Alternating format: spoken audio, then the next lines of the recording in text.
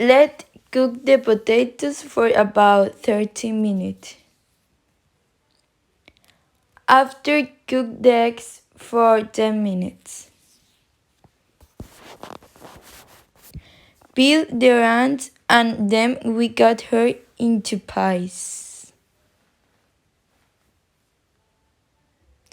We slice onions. We chop the egg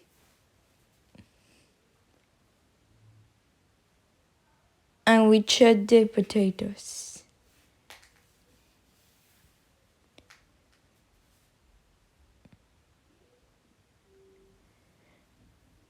We toss 1 or 2 cans of tuna. Then put the ingredients on a plate.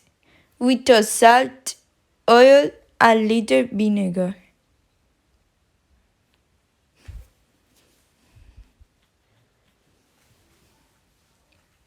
Dress the ingredients and eat.